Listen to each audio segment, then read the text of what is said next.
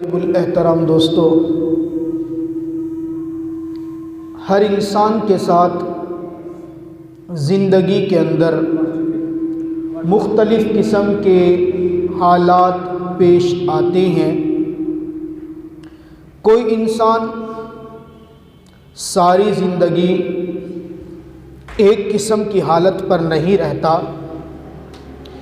کبھی میرا اللہ انسان کو خوشی کے لمحات دیتا ہے تو کبھی غمی کی کیفیت میں ہوتا ہے، کبھی صحت میں ہوتا ہے تو کبھی بیماری میں ہوتا ہے۔ کبھی انسان کی زندگی خوشیوں سے بھری ہوئی ہوتی ہے تو کبھی پریشانیاں انسان کے سر پہ منڈلا رہی ہوتی ہیں۔ ہر آدمی ان پریشانیوں سے نمٹنے کے لیے مختلف قسم کی تدبیریں بناتا ہے، مختلف قسم کے حالات، مختلف قسم کے ہیلے تراشنے کی کوشش کرتا ہے تاکہ کسی طریقے سے میں اپنی زندگیوں سے غمیاں، پریشانیاں، دکھ ختم کر سکوں۔ آئیے آج قرآن پاک سے پوچھتے ہیں، اللہ رب العزت کی ذات مبارکہ کے احکامات کی روشنی کے اندر دیکھتے ہیں کہ جس وقت انسان کے اوپر غم ہو، جس وقت انسان پریشان کن حالات کے اندر ہو تو کس انداز سے، کون سا ایسا طریقہ اختیار کیا جائے کہ جس سے یہ پریشانیاں اور غم انسان سے ٹل سکیں۔ میرے رب کا قرآن کہتا ہے، جب غموں کی کیفیت ہو اور پریشانیاں سر پہ منڈلا رہی ہوں تو دو کام تم کر لو، اور ان دو کام کے کرنے کے بعد تمہاری پریشانیوں کو خوشیوں میں رب تعالیٰ بدل کے رکھ دوں گا۔ پہلا کام فرمایا کہ جب پریشانیاں ہوں، مشکلات ہوں، غموں کے بادل سر پہ چھائے ہوئے ہوں، اس وقت جزا فضا نہ کرو، آہو زاری نہ کرو، گریبان نہیں پھاڑو، چیخنا اور چلانا نہیں کرو، بلکہ صبر کرو۔ جب تم صبر کرو گے میرا رب انعام یہ دے گا، ان اللہ مع الصابرین، میرا رب صبر کرنے والوں کے ساتھ ہو جاتا ہے۔ اور پھر جس کے ساتھ رب تعالیٰ کی ذات ہو جائے نا، اس کو پھر دنیا کے اندر کسی اور سہارے کی ضرورت نہیں رہتی۔ اور دوسرا کام، صبر کرنے کے ساتھ ساتھ میری ذات کے سامنے جھکنا، میری ذات کی ربوبیت کو تسلیم کرنا، بڑائی کو تسلیم کرنا، اور اپنے آپ کو عاجز سمجھتے ہوئے اپنی پریشانی دور کرنے کے لیے ہاتھ اٹھا کر دعا مانگنا تمہارا کام ہے، اور تمہاری تقدیر کو بدل کے رکھ دینا رب ذوالجلال کا کام ہے۔ اللہ فرماتے ہیں، ادعونی استجب لکم، دعائیں تم مانگتے چلے جانا، صبر کا دامن تم نہ چھوڑنا، تمہاری جھولیوں کو خوشیوں سے میں رب کریم بھرتا چلا جاؤں گا۔ بہت سارے احباب پوچھتے ہیں، جی پریشانیاں ہیں، غمیاں ہیں، تکلیفیں ہیں، کیا کریں؟ کوئی دعا کیجئے، کوئی وظیفہ بتائیے، پریشانیاں ختم ہو جائیں۔ ہر ایک کی زندگی میں پریشانی ہے، جو انسان ہے نا اس کی زندگی میں پریشانی تو ہے ہی ہے، ہر ایک کی زندگی میں۔ کوئی پریشان ہے جی کاروبار نہیں ہے، کوئی پریشان ہے جی کاروبار میں برکت نہیں ہے، کوئی پریشان ہے جی مال نہیں ہے، کوئی پریشان ہے جی دعا کریں میری اچھی جگہ پہ شادی ہو جائے، کوئی پریشان ہے جی شادی تو ہو چکی ہے میرے پاس اولاد نہیں ہے، کوئی پریشان ہے اولاد تو ہے لیکن برسر روزگار نہیں ہے، کوئی پریشان ہے کہ اولاد بھی ہے، برسر روزگار بھی ہے لیکن فرما بردار نہیں ہے، مجھے وقت نہیں دیتے، بیوی کے پیچھے لگے ہوئے ہیں، ہمیں وقت نہیں دیتے، وہ اپنے دوستوں کے پیچھے لگے ہوئے ہیں۔ ہر بندہ پریشان ہے، جو انسان ہے اس کی زندگی میں پریشانی ضرور ہے۔ ہاں کوئی بیل گائے بھینس بکری ہو اس کو شاید کوئی پریشانی نہ ہو، ایک الگ بات ہے، ورنہ انسان کی زندگی کے اندر جو ذی شعور ہے اس کو پریشانی ہوتی ہے۔ باقی ان پریشانیوں کے عالم کے اندر اللہ رب العزت سے دعا کرنا، اللہ رب العزت کے سامنے جھولی پھیلا دینا، اللہ رب العزت سے گڑ گڑا کے دعا مانگنا، یہ میرے رب کریم نے اپنے پیغمبر کی زبان سے ہمیں سکھایا ہے، ہمیں بتایا ہے۔ دعائیں تم مانگتے چلے جانا، پریشانیاں میں رب کریم تمہاری حل کرتا چلا جاؤں گا۔ اور جب کوئی انسان اللہ تعالیٰ کی ذات کے سامنے دعا مانگتا ہے نا تو آپ یقین کریں بھئی اس کے دعا مانگنے میں دیر ہو سکتی ہے لیکن اس رب کریم کے دینے میں دیر نہیں ہو سکتی۔ وہ لکھا نا، ایک شخص تہجد کے وقت اٹھ کر اس کی عادت تھی تہجد کے وقت اٹھتا تھا، دعائیں مانگتا تھا۔ ایک روز تہجد کی نماز پڑھنے کے لیے اٹھا تو اس کے ساتھ اس کا بیٹا بھی اٹھ گیا۔ اب باپ نے مصلی بچھایا، مصلی بچھا کر ہاتھ اٹھا کر دعا مانگ رہا ہے۔ جب باپ کی دعا ختم ہوتی ہے تو غیب سے آواز آتی ہے، تو رو یا خوش ہو، آہوزاری کر یا منت سماجات کر، تیری کوئی دعا بھی ہمارے نزدیک قابل قبول نہیں۔ غیب سے دعا آواز آئی۔ اب بیٹا کھڑا ہوا، باپ سے پوچھتا، ابا جان آپ روزانہ دعا مانگتے ہیں، کیا یہ آواز روزانہ آتی ہے؟ باپ نے کہا بیٹا روزانہ آتی ہے۔ ابا جان یہ بتائیں کہ جب روزانہ آپ کو دعا آ رہی ہے کہ تیری دعا قبول نہیں ہے تو پھر آپ تہجد کے وقت اٹھتے کیوں ہیں؟ باپ رونے لگ گیا اور رو کر کہتا، میرے بیٹے یہ بتا، میرے ذمہ کام ہے دعا مانگنا، وہ قبول کرے نہ کرے وہ اس کا کام ہے، میرا کام تو مانگنا ہے نا، وہ نہیں قبول کر رہا تو اس کا کام ہے، تو مجھے بتا دے کہ اس کی ذات کو چھوڑ کر کس اور در پہ میں سر کو جھکاؤں۔ بیٹا خاموش، ہے جی کوئی در؟ اللہ کے علاوہ تو کوئی در نہیں نا، مجھے بتا تو صحیح کیا رب کے علاوہ کوئی در بھی ہے جہاں میں سر کو جھکاؤں، پیشانی ٹیکوں، ہاتھ اٹھاؤں، آنسو بہاؤں، اس رب کے علاوہ کون سے در پہ میں جھکاؤں؟ بیٹا خاموش ہوا۔ جب میرے رب نے یہ بات سنی تو غیب سے آواز آئی، اے میرے بندے اگر تجھے میرے علاوہ کوئی در نہیں ملتا تو جا، آج کے ساتھ ساتھ میں تیری زندگی کی سابقہ ساری دعاؤں کو قبول کرتا ہوں۔ تو اس رب کریم کی ذات فرمایا نا، انسان جب دعا مانگتا ہے نا، حدیث مبارکہ میں آتا ہے انسان جب دعا مانگتا ہے تو میرا اللہ اس کی ساری دعاؤں کو قبول کرتا ہے۔ دعا کی قبولیت کی 3 صورتیں ہیں، 3 صورتیں توجہ کرنا۔ سب سے پہلی صورت، انسان نے جو دعا مانگی میرے اللہ نے وہی عطا کر دی۔ ہم نے دعا مانگی اللہ روزگار عطا کر دے، میرا اللہ روزگار دے دیتے ہیں۔ ہم نے دعا مانگی اللہ مجھے اولاد صالح عطا کر دے، میرے رب نے وہی عطا کر دی۔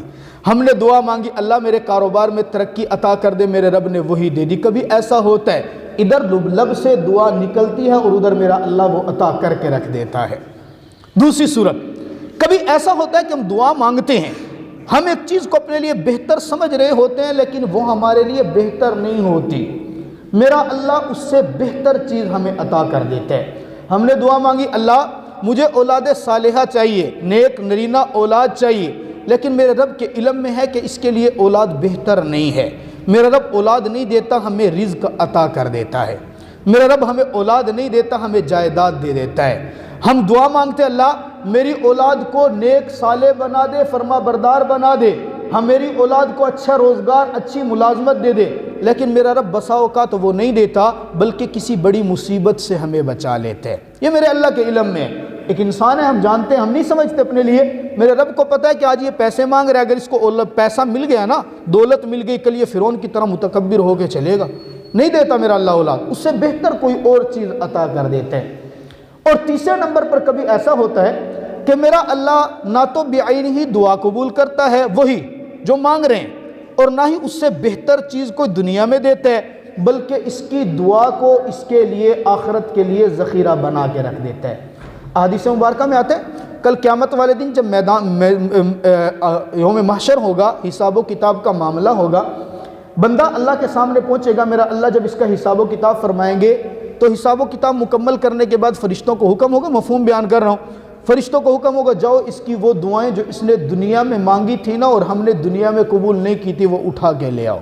وہ اٹھا کے لائیں گے اور جب اس کے نام اعمال میں وہ ذخیرہ پہنچائیں گے نا، اس وقت بندہ یہ خواہش کرے گا اے کاش میری دنیا کے اندر کوئی دعا بھی قبول نہ ہوتی تو آج مجھے اس کا بدلہ یہاں پہ مل جاتا۔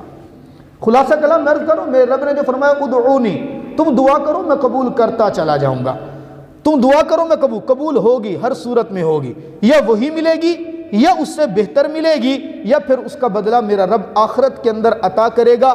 ایسا ہو ہی نہیں سکتا صاحب ایمان بندہ ہاتھ اٹھائے، لب ہلائے، رب سے مانگے اور میرا رب اس کے ہاتھوں کو خالی لوٹا دے، ممکن ہی نہیں ہے، ممکن ہی نہیں۔ اور رابعہ بصریہ تھی نا، اللہ والی تھی، پہچان والی تھی، کسی نے ان کے سامنے آ کے یہ بات کہی اے رابعہ بصریہ تو اللہ سے مانگ، اللہ سے مانگ، جب تو آہوزاری کے ساتھ مانگے گی نا میرا رب اپنی رحمت کے دروازے تیرے لیے کھول دے گا۔ وہ تو پہچان والی تھی، معرفت والی، بڑی حیران ہو کے دیکھنے لگی اور دیکھ کر پوچھتی ہے آپ کہہ رہے ہو کہ میری دعا سے اللہ رحمت کے دروازے کھولے گا، او بندے خدا مجھے یہ تو بتا کبھی رب کی رحمت کے دروازے بند بھی ہوئے ہیں؟ میرے رب کی رحمت کے دروازے تو بند ہوتے ہی نہیں ہے، کھولے گا تو وہ جس نے دروازہ بند کیا ہو، میرے رب نے تو دروازے کھولے ہوئے ہیں، تیرے آنے میں دیر ہو سکتی ہے، اس کی رحمت کے بہانے میں دیر نہیں ہو سکتی۔ اب سوال یہ ہے دعا مانگنی کیسے؟ ایک ہوتی ہے دعا کا مانگنا، ایک ہوتا ہے دعا کا کہنا، ایک ہوتی ہے ٹیچر سے چھٹی منوانا، ایک ہوتی ہے چھٹی کی درخواست اس تک پہنچا دینا۔ ہم لوگ آج کل حقیقت بات ہے دعائیں مانگتے نہیں ہیں، ہم رب کے سامنے دعائیں پڑھتے ہیں، ہم رب تعالیٰ کے سامنے دعائیں پڑھتے ہیں، دعا پڑھ دی ربنا آتنا فی الدنیا حسنۃ وفی الآخرۃ حسنۃ وقنا عذاب النار ربنا ہب لنا، بس دعا پڑھ دی، مانگی نہیں ہے۔ مانگنا کیا ہوتا ہے؟ اپنے آپ کو جھکا کے عاجزی کے ساتھ آنسو بہاتے ہوئے رب کے سامنے اپنے آپ کو ذلیل سمجھتے ہوئے مانگنا، گڑ گڑانا، ایسے مانگ کے تو دے خدا کی قسم میرے رب کی رحمت جوش میں نہ آئے تو پھر کہنا۔ اب قرآن پاک کے اندر آپ غور کریں کن الفاظ سے دعا مانگی گئی۔ جہاں میرے اللہ نے قرآن پاک میں دعاؤں کا سلسلہ ذکر کیا ہے نا، دعا کے ہر ایک لفظ کو رب کے لفظ سے شروع کیا ہے۔ نکتہ بتا رہا ہوں آپ کو، نکتہ علمی بات۔ آپ دعا دیکھیں، ربنا آتنا فی الدنیا حسنۃ وفی الآخرہ، ربنا اغفر لی ولوالدی وللمؤمنین، ربنا ہب لنا من ازواجنا، ربنا اننا سمعنا منادیا ینادی۔ رب کا لفظ ذکر کیا، کیوں؟ رب اس کو کہتے ہیں جو بتدریج آہستہ آہستہ آہستہ کسی کو درجہ کمال تک پہنچائے۔ رب اس کو کہتے ہیں جو آہستہ آہستہ آہستہ پرورش کرے۔ آپ نے اپنے والد سے کوئی چیز مانگنی ہے نا، آپ اس کا نام لے کے مانگے دے دے گا۔ آپ کہیں جی اصغر کو اللہ تعالیٰ اولاد نرینہ عطا کرے، کل اس کا بیٹا اس کے سامنے کھڑا ہو گیا کہ ملک اصغر صاحب میں کچھ سائیکل گھنا دے، ایسا تو نہیں ہوتا نا جی۔ ہو کیا ابو جی مجھے نا آپ ایک سائیکل لے کے دیں، بڑے پیار سے کہے گا نا، محبت سے ادب والا نام لے گا۔ جب ہم بھی رب کو رب کہہ کے پکاریں گے نا، جو الفاظ رب نے سکھائے، ربنا آتنا، ربنا اغفر لنا، ربنا اننا سمینا، خدا کی قسم میرے رب کا عرش تک ہل کے رہ جاتا ہے۔ مانگ تو صحیح۔ اور پھر فرمایا حضرت موسیٰ علیہ السلام کی قوم آئی، آگے ایک نکتہ بتا رہا ہوں، توجہ کرنا، میں خدا کی قسم یہ پورے ہفتے کا نچوڑ آپ کو دیتا ہوں، یہ میری کوئی رٹی رٹائی باتیں نہیں ہوتی ہیں، یہ میں کوئی ایسی خامخواہ کی باتیں نہیں کر آپ کے سامنے جب آتا ہوں، یہ 20-25 منٹ جو گفتگو کرتا ہوں میرے پورے ہفتے کی محنت ہوتی ہے، میں کتابیں کھنگالتا ہوں، محنت کرتا ہوں، توجہ سے میری بات سنیں۔ حضرت موسیٰ علیہ السلام کی قوم آئی، نکتے کی بات، موسیٰ علیہ السلام کی قوم آئی، آ کے کہتی ہے ہمارے اوپر قحط سالی ہے، ہم بالکل قحط کے اندر، جیسے آج کل آٹے کا بحران مچا کھڑا ہے، جیسے آج کل مہنگائی کا طوفان لگا کھڑا ہے، کھانے کے لیے کوئی چیز نہیں۔ موسیٰ علیہ السلام رب تعالیٰ سے دعا کیجئے کہ بارش برسا دے۔ موسیٰ علیہ السلام نے ہاتھ اٹھائے، ربنا اغفر لنا، ربنا اغفر لنا، ربنا اغفر لنا، قوم ساری اکٹھی ہو گئی۔ موسیٰ علیہ السلام وقت کے پیغمبر ہیں، ہم کہہ رہے ہیں ہمارے لیے بارش کی دعا کر دیں اور آپ مغفرت طلب کر رہے ہیں، ہم کہتے ہیں ہمیں رزق چاہیے، آپ مغفرت مانگ رہے ہیں، ہم کہتے ہیں آسمان سے باران رحمت ہو، آپ ربنا اغفر لنا کہہ رہے ہیں، ماجرا کیا ہے؟ دل پر ہاتھ رکھ کر موسیٰ علیہ السلام کا جواب سننا۔ جناب موسیٰ نے اپنی قوم کو کہا، اے میری قوم، میں اپنے رب سے مغفرت طلب کر رہا ہوں، میں اپنے رب سے گناہوں کی معافی مانگ رہا ہوں۔ میرے رب کا ضابطہ ہے، جس کو معاف کر دیتا ہے، جس کے گناہ بخش دیتا ہے، میرا رب اس کو اپنا محبوب بنا لیتا ہے، اور جس کو میرا رب محبوب بنے اس کے اوپر رحمت کی بارش برسا دیا کرتا ہے۔ اور جو بندہ دعا کرنے سے پہلے مغفرت مانگتا ہے نا، تو خدا کی قسم میرا رب جہاں اس کی مغفرت کرتا ہے وہاں میرا اللہ اس کے اوپر رحمت کی بارشیں برسا کے رکھ دیتے ہیں۔ ایک روایت کے اندر آتا ہے کہ آپ اللہم اغفر للمؤمنین والمؤمنات 27 مرتبہ یہ پڑھیں، اللہم اغفر للمؤمنین والمؤمنات۔ یہ جملہ تمام مومنین کے لیے 27 مرتبہ آپ مغفرت کی دعا مانگے، اور اس کے بعد ہاتھ اٹھا کر اپنے لیے ربنا سے دعا شروع کرے۔ آپ کے دعا کرنے کی دیر ہوگی، میرے رب کے قبول کرنے میں کوئی دیر نہیں ہے۔ اور یہ استغفار، اپنی دعا سے پہلے اپنے گناہوں کی مغفرت مانگے، مغفرت مانگنے کے بعد پھر اس کے بعد مسلمانوں کی مغفرت کی دعا کرے، پھر دعا کرے، خدا کی قسم یہ دعا ضرور قبول ہوتی ہے۔ وہ کہاں ایک نان بھائی تھا، نان بھائی، توجہ کرنا، میں واقعہ سناتا ہوں استغفار کے بعد دعا کرنے کی بات۔ ایک نان بھائی تھا، روٹیاں لگاتا تھا تندور کے اوپر، عادت تھی روٹیاں آٹا گوندھ رہے، استغفر اللہ استغفر اللہ استغفر اللہ، روٹی لگا رہا ہے تندور میں استغفراللہ، روٹی نکالتا ہے استغفراللہ، ہر وقت استغفار کثرت سے کرتا۔ ایک دن ایسا ہوا کہ اس کو کہیں سے کام جانا پڑ گیا، ایک نئے علاقے کے اندر گیا، نئی بستی میں گیا، دور دراز کا سفر کر کے جب بستی کے اندر پہنچا، رات کا وقت تھا، ٹھکانہ کوئی نہیں ہے کہاں رات گزارے۔ مسجد کے اندر آیا، مسجد کے واسطے مسجد والوں کو کہا میں یہاں رات ٹھہرنا چاہتا ہوں، آپ مجھے یہاں پر رات رہنے کی اجازت دے دیں۔ مسجد والوں نے کہا نہیں، حالات ٹھیک نہیں ہے، مسجد کے اندر کسی کو رہنے کی اجازت نہیں دیتے، آپ کو بھی اجازت نہیں ہے، نماز پڑھیں، عبادت کریں اور یہاں سے چلیں، ہم نے مسجد بند کرنی ہے، اب توجہ کرنا۔ اب وہ نوجوان اس کا تو کوئی چارہ، کوئی گھر نہیں ہے، کسی کے پاس ٹھکانہ نہیں ہے، اس نے دیکھا لوگ اپنی عبادت میں مصروف ہے، اپنی عبادت کی، اور مسجد کے کونے کے اندر صف کھڑی تھی، اس کے اندر لپٹا اور لپٹ کے سو گیا۔ جو مسجد کا خادم تھا جب مسجد بند کرنے لگا نا، اس نے دیکھا میں نے اس کو منع بھی کیا تھا، یہ پھر بھی رک گیا، اس نے اس کی ٹانگ پکڑی، سویا ہوا تھا، اٹھانا نہیں مناسب سمجھا، ٹانگ پکڑی، گھسیٹتا ہوا اس کو مسجد کے دروازے پہ لے گیا۔ اب جب مسجد کے دروازے پہ لے گیا تو وہ بندہ جاگ گیا، جاگ کر کہتا یار مجھے رہنے دو، میں مسافر ہوں، کوئی بھی آپ نے ضمانت لینی ہے میں ضمانت دیتا ہوں، مجھے یار رہنے دو، میرے پاس رات کا ٹھکانہ کوئی نہیں ہے۔ یہ کہتے نہیں جی مجھے مسجد کی انتظامیہ کی جانب سے اجازت نہیں ہے، ظاہر ایک اصول ہے مسجد میں۔ اب یہ دونوں کی بحث تکرار ہو رہی ہے، وہ کہتا ہے رہنے دو، یہ کہتا ہے نہیں رہنے دینا۔ اچانک وہاں راستے سے ایک بندہ گزرتا ہے، اللہ کا ولی، جس کا نام امام احمد بن حنبل ہے، دنیا اس کو امام احمد بن حنبل کہتی ہے۔ راستے کے اندر سے گزرتا ہوا دیکھا، دو بندوں کا بحث مباحثہ ہو رہا ہے، تکرار ہو رہا ہے۔ آ کے پوچھا معاملہ کیا ہے؟ معاملہ سارا سمجھا، نوجوان کو کہا، مسجد والوں کو کہا آپ اپنا اصول پورا کریں، قانون پورا کریں، مسجد کو تالا لگائیں، اس کو رہنے کی اجازت نہ دیں۔ اس کو کہا تو نے رات گزارنی ہے، چل میرے گھر کے اندر جا کر رات گزارنا۔ توجہ کرنا، امام احمد بن حنبل مہمان کو ساتھ لے گئے، گھر میں جا کے بستر لگا کے دیا، بستر کے اوپر اس کو سلایا، لٹایا، صبح تہجد کے وقت اٹھے، اس کو بھی اٹھایا۔ امام احمد بن حنبل کہتے ہیں میں نے عجیب ماجرا دیکھا، جب میں اس کو ساتھ لے کر چلا، میرے گھر پہنچنے تک یہ بندہ اپنی زبان سے اپنی عادت کے مطابق کہتا رہا استغفراللہ استغفراللہ۔ جب میں گھر کے اندر پہنچتا ہوں، میں بستر لگاتا ہوں، یہ استغفراللہ کہتا ہے، میں بستر پہ لٹا دیتا ہوں، یہ استغفراللہ پڑھ رہا ہے، صبح تہجد کے وقت اٹھاتا ہوں، یہ تہجد کی نماز کے بعد پھر رب تعالیٰ سے استغفار کرتا ہے، میں تہجد کے وقت تلاوت کر کے فارغ ہو کر اس بندے کو پاس بلاتا ہوں، پاس بلا کر اس سے سوال کرتا ہوں، اے نوجوان میں نے رب کے نبی کی حدیث پڑھی ہے، جو میرے رب کے سامنے استغفار کثرت سے کرتا ہے، جو میرے رب کے سامنے اپنے گناہوں کی معافی کثرت سے مانگتا ہے، میرا رب اس کی تمام دعاؤں کو قبول کرتا ہے۔ نوجوان میں نے تجھے دیکھا، جب سے تیرے ساتھ ملاقات ہوئی تو کثرت سے استغفار کر رہا ہے، استغفراللہ کا ورد کرتا ہے، مجھے بتا تو صحیح کیا تیری بھی دعائیں قبول ہوتی ہیں؟ میرے دوستو دل پر ہاتھ رکھ کر جملے پر غور کرنا۔ وہ نان بھائی مسکرا کے کہنے لگا، اے نوجوان میں تجھے نہیں جانتا، تو مجھے نہیں جانتا، لیکن تو نے نبی کی حدیث کا واسطہ دے کے پوچھا ہے، رب کعبہ کی قسم آج سے کچھ عرصہ پہلے میں نے بھی حدیث مبارکہ سنی تھی اور مجھے یہی بتایا گیا تھا، جو کثرت سے استغفار کرتا ہے میرا رب اس کے گناہوں کو بھی معاف کرتا ہے، اس کی دعاؤں کو بھی قبول کرتا ہے۔ خدا کی قسم میں نے اس دن سے کثرت کے ساتھ استغفار پڑھنا شروع کیا۔ آج تجھے بتا رہا ہوں، میں نے جب سے استغفار کا ورد کیا ہے تب سے لے کر آج تک میری ساری دعائیں قبول ہوئی ہیں۔ اگر نہیں قبول ہوئی تو صرف ایک دعا ایسی ہے جو آج تک قبول نہیں ہوئی ہے، ساری دعائیں قبول ہے، ایک دعا ایسی ہے جو آج تک قبول نہیں۔ امام احمد بن حنبل کہتے ہیں نوجوان بتا تیری کون سی دعا ایسی ہے جو آج تک قبول نہیں ہوئی؟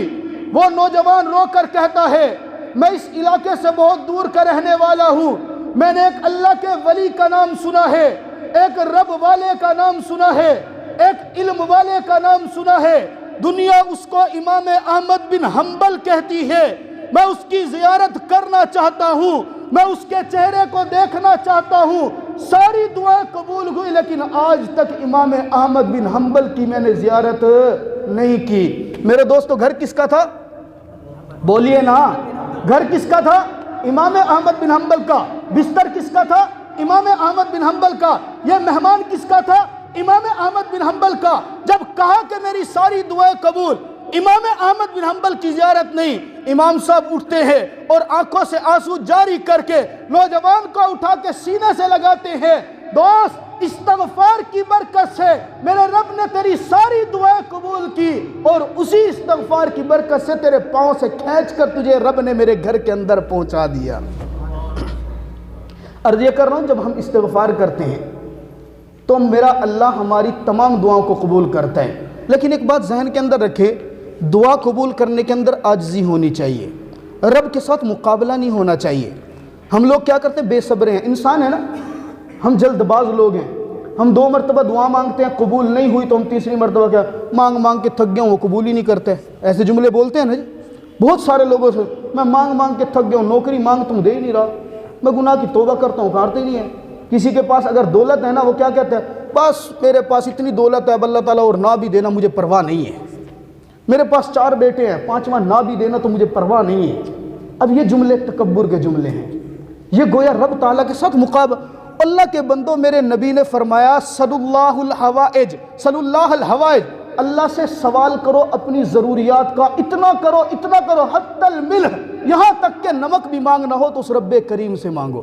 نمک کتنی چھوٹی سی چیز ہے، میرا نبی فرماتا ہے نمک تک مانگنا ہے تو اس رب کریم سے مانگو، اور اگر کبھی غصے میں آ جاؤ تو کسی کو بددعا نہ دو، اگر دینی بھی ہے غصے میں تو اچھے جملے بولو، تاکہ تمہارے منہ سے نکلا جملہ اگر رب کی ذات قبول کر رہی ہے اس کا تو فائدہ ہونا۔ اس طرح کے بھی بہت سارے واقعات، یہ ہمارے جو آپ نے نام سنا ہوگا شیخ عبد الرحمن السدیس، حرم کے امام ہیں، کتنے بڑے امام ہیں، یہ امام کہتے ہیں مجھے میری ماں کی بددعا نے امام بنایا ہے۔ ان کا انٹرویو چھپا، کہتے ہیں میں اپنی ماں کو تنگ کرتا، میں بچپن کے اندر بڑا شرارتی تھا، بہت شرارتیں کیا کرتا تھا۔ ٹائم بھی پورا ہو گیا، واقعہ بھی بڑا اہم ہے، لیکن چلیں انشاءاللہ آئندہ جمعہ سے ہی اللہ تبارک و تعالی میں سمجھنے کی توفیق عطا فرمائے۔